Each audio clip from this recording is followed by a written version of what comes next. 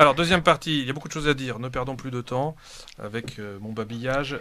Professeur Pierre Magnard, merci encore d'être avec nous. Vous êtes un des principaux spécialistes français actuels de Blaise Pascal.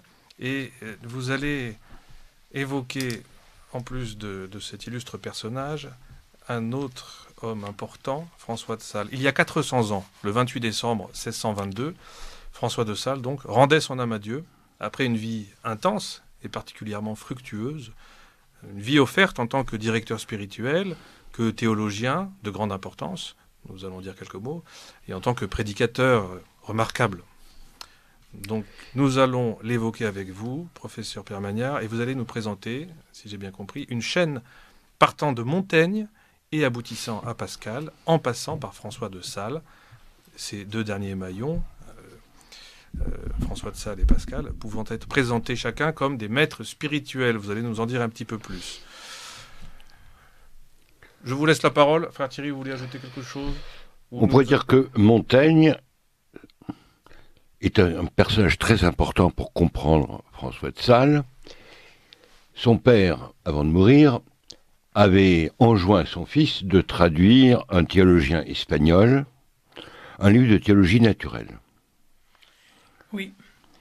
Eh bien... Un livre qui était rédigé d'abord en latin, et Montaigne l'a écrit en français, en très beau français. Nous avons évoqué avec notre ami Le Bihan une crise. Je voudrais faire quelques bonds en arrière pour vous rendre témoin d'une autre crise. Je ne dirai pas laquelle est la plus grave, est la plus onéreuse, est la plus douloureuse.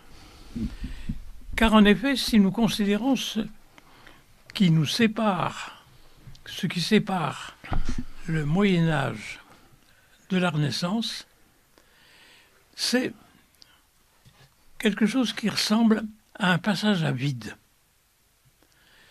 Pourquoi? Parce que on connaît une véritable crise de la culture, une crise des institutions, une crise de la spiritualité. Et ce sont ces crises conjointes dont je voudrais dire deux mots, car elles nous permettront de mettre en place ces figures de Montaigne, de François de Sales et de Pascal. En effet, les grandes figures de l'histoire, les grands génies de la pensée, les grands inventeurs au plan spirituel, sont le plus souvent issus d'une réponse à un défi qui pouvait être mortel pour l'Occident. Et je voudrais en quelques mots définir ce que fut cette crise. Nous vous écoutons. Crise de quoi?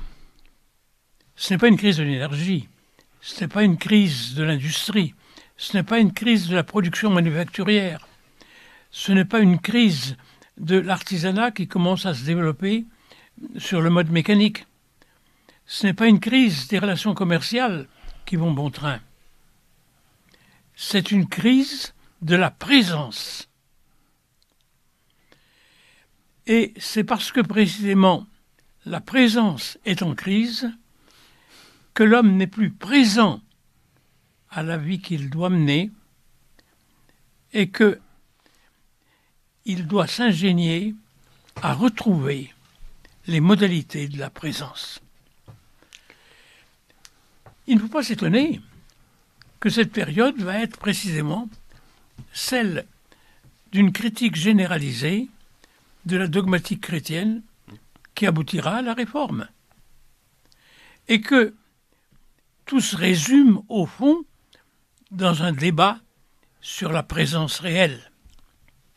Car en effet, tout est résumé par cette question, présence réelle du Christ sous les espèces du pain et du vin. C'est la grande affaire qui suscitera le Concile de Trente et qui engendrera ce siècle des saints qui sont comme autant de combattants qui vont se lever pour faire face aux désastres menaçants et pour essayer de rendre du présent à la présence, ou faire en sorte que la présence nous permette de vivre au présent. Vous voyez, ce qui me frappe beaucoup dans la lecture de la littérature des XVe et XVIe siècles, c'est combien elle est déphasée. Quand vous la relisez aujourd'hui, vous êtes étonné par son caractère archaïque. Relisez Aldrovandi, relisez Crollius, relisez Scaliger, relisez Cardan, relisez tous ces auteurs qui nous donnent la science du temps. Vous êtes sidéré, vous avez l'impression d'entrer dans le laboratoire d'un alchimiste et de vivre les rêves d'une sorte de docteur Cosinus. C'est ça la science de l'époque. Et il ne faut pas s'étonner alors que la crise se manifeste au plus profond de l'intelligence, non plus pour remettre en cause une science qui n'existe pas encore, mais pour saper une théologie qui va être ébranlée très fortement par la réforme. Oui. Donc, la révolution luthérienne. C'est cela. Il faut partir de là. Il faut partir de là et comprendre que tout le problème d'un homme qui veut vivre sa vie, c'est de rendre présente sa présence au monde. Faire que cette présence au monde ne soit pas une esquive, ne soit pas une absence. Car en effet, on a trop souvent vécu le renouveau des lettres et des arts au XVe siècle comme une sorte d'échappée à la réalité du temps. Le vrai problème, c'est celui que va rencontrer précisément Montaigne quand il va redécouvrir le professeur Ramon Sabiuda, autrement dit Raymond de Semonde, de l'université de Toulouse, mais issu des Baléares et catalans pur jus, qui devait produire une Theologia Naturalis, se liber creaturarum, théologie naturelle ou livre des créatures. Ce livre va être traduit en 1569 par Montaigne pour répondre aux vœux de son père et va inspirer la partie la plus saillante et plus actuelle des essais, dite Apologie de Raymond de Semonde. Réfléchissons à ce père de Montaigne et demandons-nous quelles pouvaient être les préoccupations de ce commerçant libournais qui, après avoir fait fortune, a décidé de prendre racine dans la terre du pays et de devenir de Eckheim qu'il est, Montaigne. Qu'est-ce que cela signifie, cet enracinement? On vit d'abord Ramon, puis bientôt Grimont, deux commerçants libournais qui acquièrent un domaine de terre, de vignes et de céréales, et qui, à la troisième génération, voit fleurir un certain Pierre de Montaigne, qui sera le père de Michel. Ce Pierre de Montaigne a un souci pressant, faire en sorte que cet investissement ne soit pas seulement un investissement financier. Il n'a pas voulu purement et simplement faire une bonne affaire. Il éprouve le besoin de se donner des racines ainsi qu'à sa famille. Et ces racines, il ne peut se les donner que s'il donne à cet enracinement une dimension religieuse. Et c'est pourquoi il demande à son fils de traduire le texte de Raymond de Semonde. Alors, qu'est-ce qu'une théologie naturelle? C'est une théologie qui fait de la nature une manifestation de Dieu, une sorte d'épiphanie de Dieu. Dieu se manifestant à travers l'ordre naturel, Dieu se manifestant dans toutes les convenances et conséquences qui caractérisent le phénomène naturel. Car en effet, pour qui va visiter aujourd'hui Montaigne, qu'est-ce que l'on trouve? On y trouve une recherche consommée sur une centaine d'hectares, sur ce que peut être le rapport entre la vigne et l'arbre, entre la vigne et l'olivier, entre la vigne et le chêne, entre la vigne et le peuplier. Et c'est cette très curieuse accointance qui conduira Montaigne un jour à dire qu'il y a entre l'homme et l'arbre autre chose qu'une relation d'exploitant forestier, mais un véritable cousinage qui fait que nous sommes en quelque sorte apparentés à nos arbres. Et c'est cet apparentement entre l'arbre et la vigne qui constitue un des thèmes favoris de Michel de Montaigne, gentilhomme forestier replié sur ses terres, l'arbre et la vigne. Planter dans le vignoble des oliviers va changer la saveur du vin, va modifier son goût, sa flagrance. Et ce sont des études de ce genre que j'ai retrouvées à la faveur d'une invitation dont je fus l'objet de la part des actuels héritiers de Montaigne. Essayer de comprendre qu'il s'agissait là d'autre chose que d'une magie périmée, mais de la volonté de découvrir des apparentements naturels entre telle essence d'arbre et telle conception de la vigne. Comment va être reçue cette théologie naturelle par l'Église ou par l'université? Bien, l'Église est très malade, puisque on est en pleine réforme, plus pis que cela, on est en pleine guerre de religion, comme Montaigne écrit.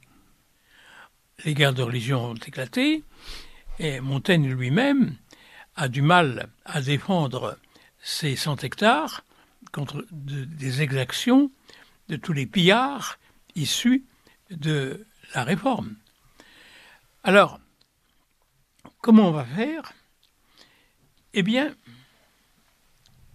Montaigne va concevoir sa librairie, qui est sa bibliothèque, avec, en quelque sorte, un patrimoine intellectuel considérable. Il y a là toute la littérature gréco-latine et judéo-chrétienne, et il constitue il crée une sorte de chambre d'écho pour donner une signification à ses propos. Sans sa bibliothèque, qui représente tout le patrimoine intellectuel de l'Occident, il ne peut rien faire. Et c'est ce patrimoine moral de l'Occident qui sera la chambre d'écho de son propos. Il va donc écrire et dire à haute voix ce qu'il écrit et chercher dans sa bibliothèque tout ce qui peut faire écho à ce propos, et c'est cela qu'il va essayer de réactualiser et de mettre en avant. Il en sortira l'Apologie de Raymond II, qui constitue, il faut le dire, le premier traité d'herméneutique, au sens moderne du terme, des temps modernes. L'herméneutique. L'herméneutique, c'est-à-dire l'art de l'interprétation. L'art de l'exégèse. Nous sommes à une période où nous n'avons que des exégèses, et exégèse sur exégèse.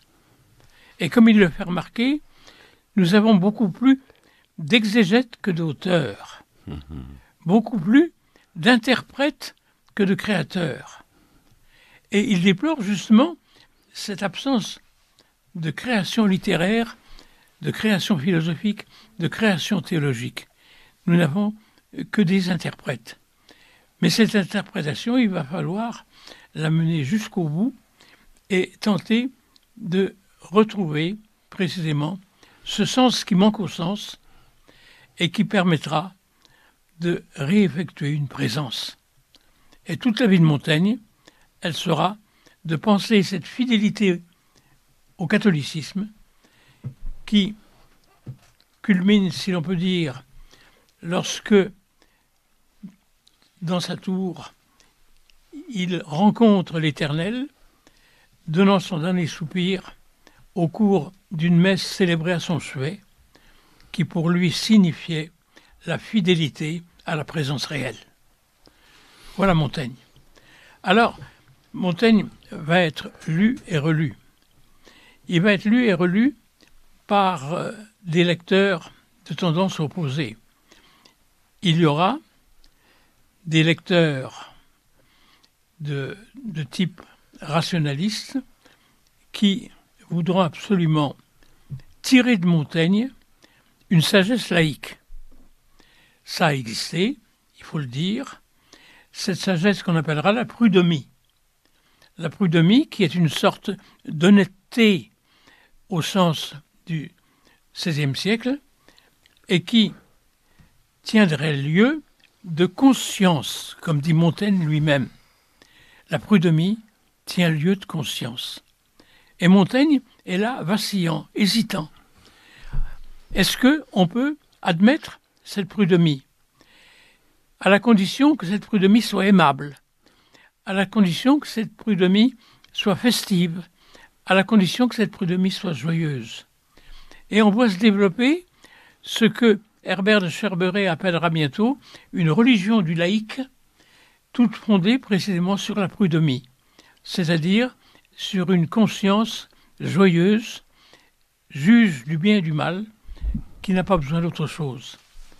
Or, il y aura chez Montaigne un perpétuel débat tout au long de sa vie entre cet idéal de la prud'homie et une fidélité à son christianisme. Et cette fidélité à son christianisme, elle va être très vite relayée par cette figure tout à fait étonnante qui est celle de Saint François de Sales. Oui. Pardon, professeur Manière, mais il doit beaucoup à Montaigne, à la fois au départ pour le vocabulaire, le style, une certaine délicatesse. Et on voit très bien que François de Sales lui-même a évolué au cours de ses études. Au départ, il était un augustinien strict. Il a même eu une période non seulement de sécheresse, mais de désespoir concernant son propre salut. Et ce déchirement a été jusqu'à l'angoisse du suicide. Et c'est petit à petit qu'il l'a surmonté. Oui, l'inquiétude de François de Sales est très intéressante parce que on passe à une nouvelle génération chez qui le salut n'est plus une évidence. Le salut donne lieu à une inquiétude. Il y a une crainte de Dieu, une crainte du juge, une crainte de ce qui va arriver. Et c'est une tonalité nouvelle qui entre dans l'esprit du siècle. Et c'est là que l'on va voir le concours que vont jouer les ordres monastiques dans l'Europe de l'époque. Les ordres monastiques, pourquoi ? Parce que c'est le seul endroit où se conserve véritablement l'héritage du passé.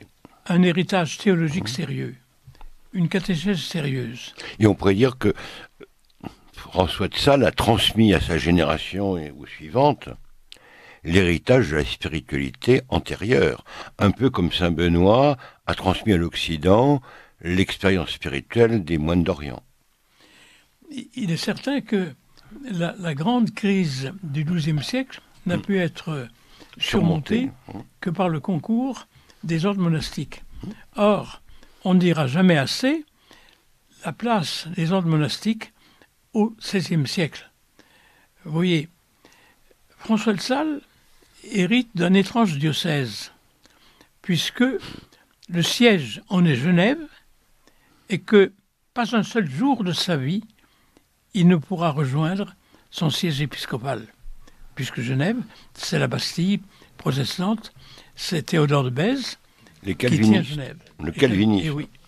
Donc, jamais il ne pourra la rejoindre.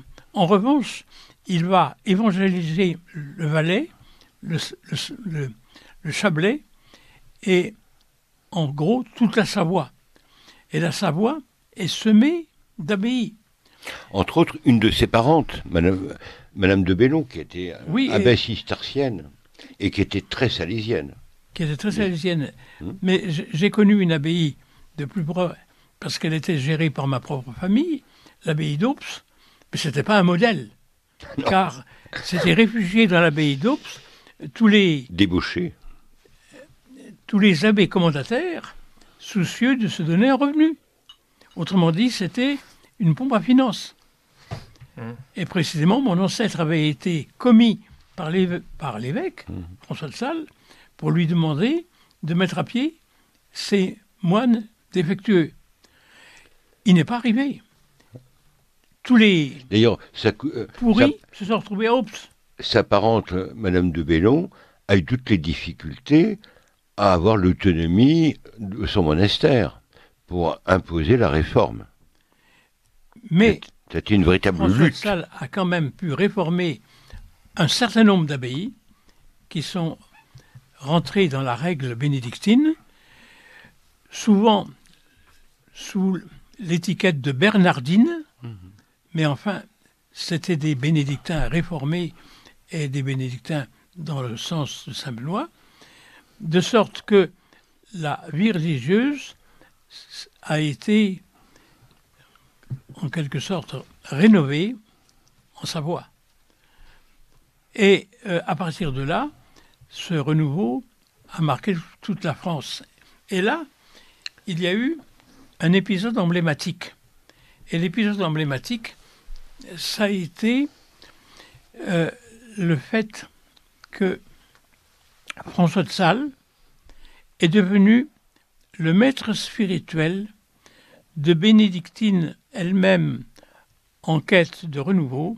Je pense à Port-Royal des Champs et à Port-Royal de Paris. Le premier Port-Royal. Le premier Port-Royal, Mère Angélique, pour la nommer, avait choisi à 17 ans de rénover son abbaye et de le faire sous la conduite de François de Sales. François de Sales, en effet, voyant cette trop jeune abbesse qu'il avait obtenue, cette charge que par un passe-droit, par une intervention d'Antoine Arnauld, son père, le célèbre juriste, auprès de Rome, qui avait en quelque sorte passé sur l'âge très jeune de cette personne pour lui donner une abbaye. Or, Antoine Arnauld a été en quelque sorte dépassé par la Providence elle-même, puisque Angélique, au bout de quelque temps, a pris conscience des devoirs de sa charge et a rompu avec ce père abusif Et a pour rétabli rétablir. Elle a rétabli une clôture stricte Exactement. vis-à-vis de sa famille. La fameuse journée du guichet Eh oui. que raconte si bien Sainte-Beuve. Mais Mais on peut dire aussi que François de Sales a vu très rapidement dans Mère Angélique une certaine rudesse, un zèle amer, un certain orgueil. mais c'est ça. C'est-à-dire que Mère Angélique, donc, a repris en main, pour le meilleur des motifs, cette abbaye. Et François de Sales la dirige. j'ai eu le bonheur de pouvoir lire la correspondance qui a été éditée entre François de Sales et Mère Angélique. Or, Mère Angélique est toujours en train de chercher des mortifications. Et ces mortifications, elle entend les imposer à ses filles spirituelles. Et on pourrait dire, en oubliant une des vertus bénédictines, la discrétion. Oui, et alors, François de Sales lui répond dans 4 ou 5 lettres de suite que j'ai eu le bonheur de pouvoir analyser.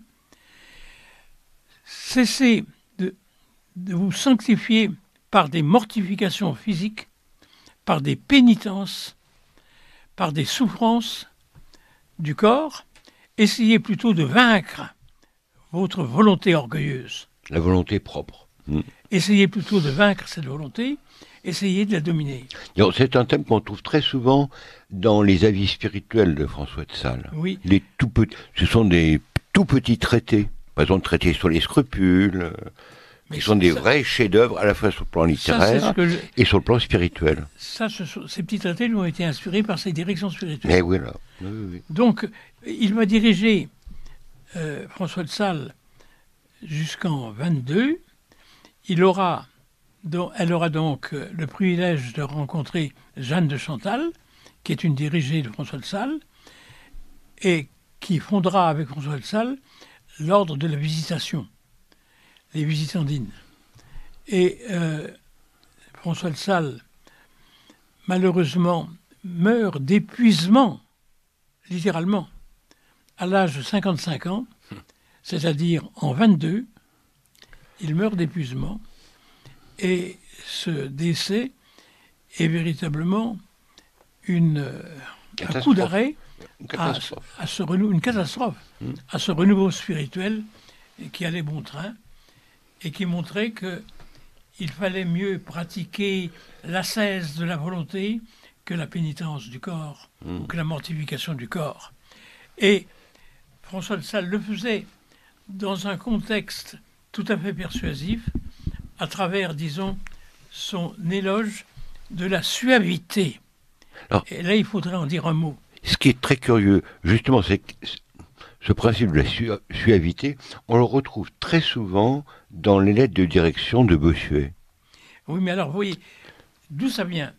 J'ai fini par trouver l'origine exacte des textes sur la suavité, sur l'allégresse, sur la joie, sur la douceur. Madame de Chantal demande à son maître spirituel un critère pour juger de ce qu'il convenait de faire ou de ne pas faire. Et François de Sales a l'audace de donner comme critère la joie dans l'action, la douceur de vivre, la suavité. Voilà le critère. Si votre action, vous la faites contrainte, si vous la faites laborieusement, si vous la faites douloureusement, elle ne plaît pas au Seigneur. Car le Seigneur ne se nourrit pas de ce genre d'hommage. Il ne se réjouit pas de la souffrance de ses fidèles. Il veut que ceux-ci viennent à lui dans la joie. C'est un principe qu'on retrouve aussi dans la règle de Saint-Benoît. Oui, mais alors, ce qu'il faut voir, c'est que François de Sales va être amené alors à ajouter à l'introduction à la vie dévote à laquelle vous faisiez allusion quand vous avez parlé de ces préceptes, qui ont tous été réunis dans l'introduction à la vie dévote. Il faut ajouter le fameux traité de l'amour de Dieu. Le traité de l'amour de Dieu, qui est un monument de la langue française. Un des plus beaux écrits de la langue française. On va peut-être aller un peu plus vite vu le temps. Alors, François de Sales meurt, laisse Angélique. Monsieur Arnaud, du Verger de Oran, va prendre en quelque sorte la direction de Port-Royal. Et on voit, à partir de ce moment-là, pas tout de suite, mais qu'il y a un gauchissement. Et ce nouveau directeur, à un moment, est très proche de gens comme Bérulle. Jean Duverger de Oran, abbé de Saint-Cyran, a été, par l'histoire littéraire, trop vite considéré comme un janséniste. Mais non.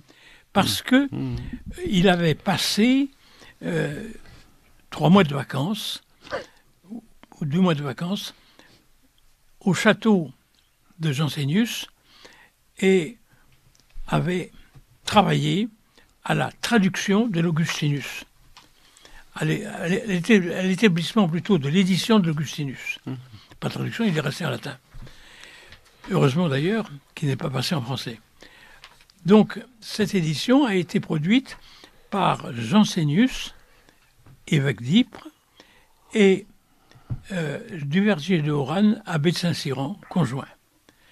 Mais c'est un moment très court de la vie de Saint-Cyran, car Saint-Cyran était en réalité un oratorien formé par Bérulle, Tu es très proche de Bérulle, Condren, mais on pourrait dire, Ollier. en dehors des questions spirituelles, il y a peut-être, à mon sens, des oppositions d'ordre politique. On voit très bien qu'autour du verger de Oran, il y a tout, disons, le clan Dévot, qui est anti-Richelieu. Mais c'est-à-dire, être anti-Richelieu, théologiquement, c'est pas difficile. Politiquement, il faudrait voir. Mais théologiquement, pourquoi? C'est la querelle de l'attrition, quand même. La querelle de l'attrition, c'est-à-dire ce que professaient les Richelieu, c'était que le pardon des péchés était accordé à une simple attrition, c'est-à-dire à un regret fondé sur la crainte des conséquences au-delà de la mort d'une vie dans le péché. C'est la théologie classique. Or, ce que professait Port-Royal, c'était que la contrition Doit être parfaite. devait être parfaite, c'est-à-dire qu'on devait Se retourner vers Dieu, non pas par crainte, mais par amour pour mais Dieu. par amour. Mais par amour pour Dieu. Autrement dit, c'est l'amour qu'avait célébré François de Sales avec tant de force qui revenait. Oui, mais il faut faire très attention là-dessus, parce que on peut facilement passer d'une sorte de quiétisme, qui sera développé beaucoup plus tard par Fénelon, et que l'attrition peut amener ou doit amener à la contrition parfaite. Mais vous voyez, si j'évoque cela, c'est parce que, en réalité, le personnage du verger de Oran est un personnage très complexe, qu'on ne peut pas considérer comme tout d'une pièce. Alors, De même, tout à l'heure on va en parler de Pascal, on ne peut pas le considérer comme un suppôt du jansénisme. Non. absolument pas. Et si vous permettez, sur la question de la contrition, il peut y avoir une contrition imparfaite, mais valide. Ah, mais bien Pour recevoir sûr. l'absolution. Non, mais je Non, précise. mais c'est évident. Non, La- c'est pas évident pour tout Si, le monde. alors je leur parle sur le plan purement théologique. Oui. On peut recevoir l'absolution valide, il faut qu'il y ait faute, regret, et ce regret peut être motivé par la crainte des châtiments éternels, la peine du damné ou du sens, ou alors par l'amour pur de Dieu. Oui. Et les deux contritions rendent le pécheur juste. Mais Faut nuancer. c'est ce que je dis. Non, il faut nuancer cela, ça aussi, il faut nuancer. Le chanoine Boulanger résume bien la doctrine, la théologie sur cette question. Et d'ailleurs, il parle de la crainte, justement. Tout à l'heure, professeur Magnard, vous évoquez la question de la crainte, Oui. qui est importante, à mon avis, parce que ce n'est pas non plus une nouveauté dans l'Église du Moyen-Âge ou de la fin du Moyen-Âge, la question de la crainte. Bien sûr que non. C'est, dans la Bible, on nous dit à plusieurs reprises que la crainte de Dieu est le commencement de la Oui, sagesse. mais il y a une différence. C'est aussi, attendez, on va Il y a une préciser différence les entre la différentes- crainte Justement, révérentielle. je termine ma phrase. Oui. Saint Paul commande aussi de travailler, je cite, travailler à son salut avec crainte et tremblement. Et puis Oui. c'est aussi un des 7 dons du Saint-Esprit, la crainte de Dieu. Mais bien sûr. Et oui, mais alors, vous voyez ce que dit Pascal dans les pensées. Je lis crainte mauvaise. Crainte, non celle qui vient de ce qu'on croit Dieu, mais celle de ce qu'on doute s'il est ou non. La bonne crainte vient de la foi. Oui. La fausse crainte vient du doute. La bonne crainte joint à l'espérance parce qu'elle naît de la foi et qu'on espère au Dieu que l'on croit. La mauvaise jointe au désespoir parce qu'on craint le Dieu auquel on n'a point de foi. Les uns craignent de le perdre, les autres craignent de le trouver. Oui, par exemple, vous avez pas mal de réflexions dans François de Sales sur le scrupule.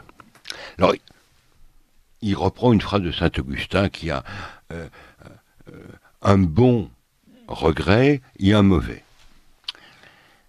Mais Et le scrupule pur est un avant-goût de l'enfer. On se croit éloigné, repoussé de Dieu. Ça ne veut pas dire qu'il ne faut pas avoir une âme délicate. De même, la contrition et l'attrition, il ne faut pas les opposer. L'un doit entraîner l'autre.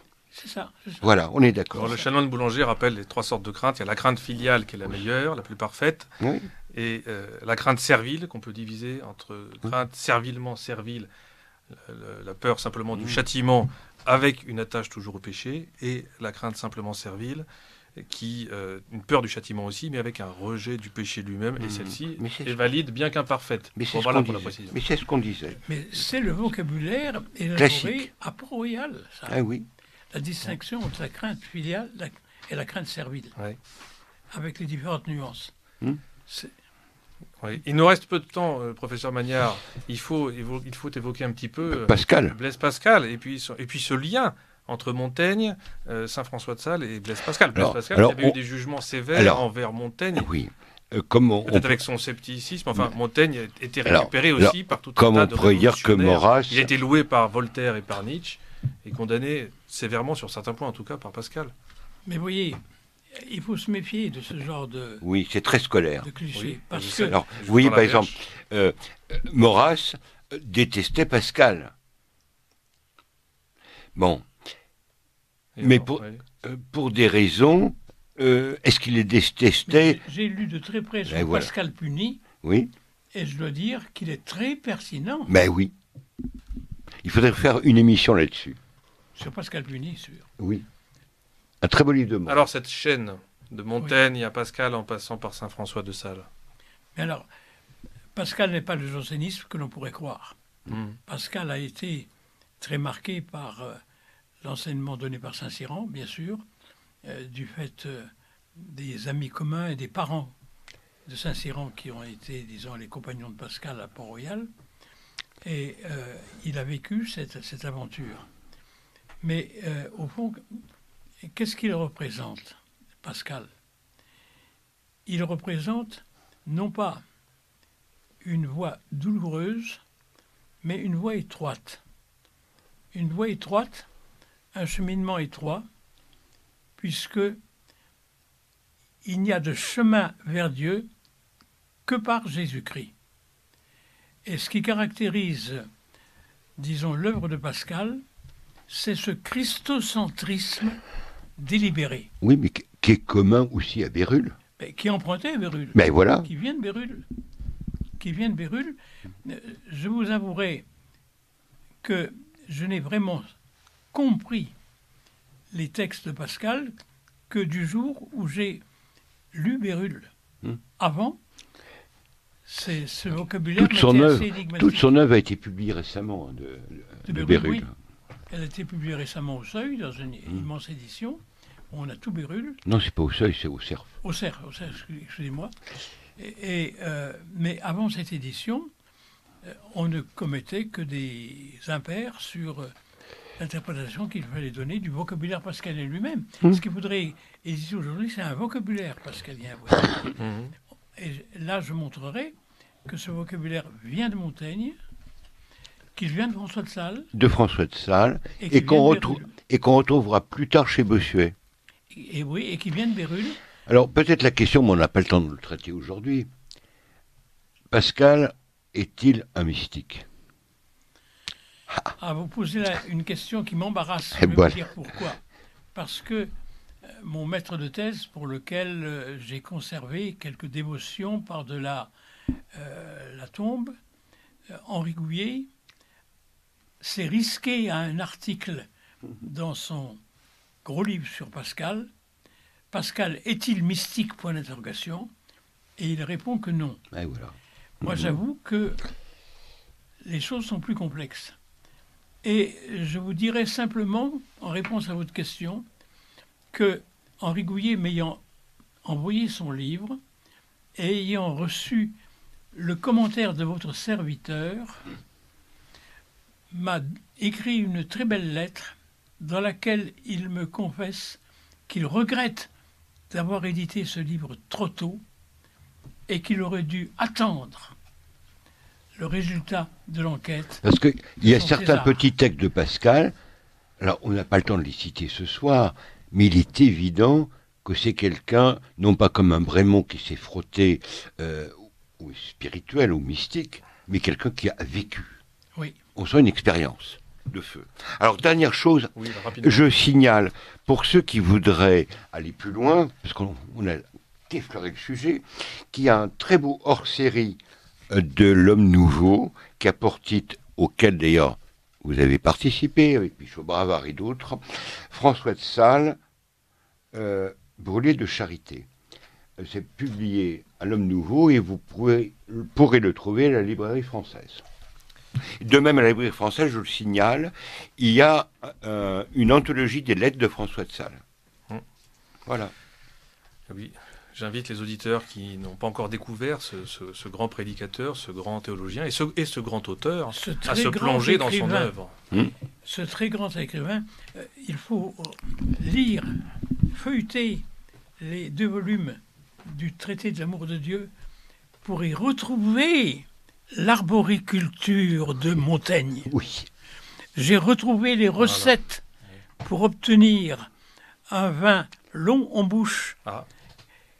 Il faut planter tel type d'olivier dans le vignoble, de mètre en mètre, pour pouvoir assurer cette fécondation de la vigne par l'olivier. Enfin, on peut espérer à la fin de cette émission qu'on aura donné envie à nos auditeurs de se plonger dans François de Sales, dans Pascal, et même dans Bérulle. La vie de Jésus de Bérulle est magnifique. La vie de Jules Bérulle, mais aussi les opuscules de piété tels qu'ils ont été édités par mon ami défunt hélas aujourd'hui, Miklos Veteux. La plus belle édition de textes choisis de Bérulle. Très bien. Écoutez, c'est sur ces recommandations que nous allons devoir nous quitter. Merci Hélas. beaucoup, professeur Pierre Magnard. Merci, frère Thierry. Et à bientôt, j'espère. Merci Thibault.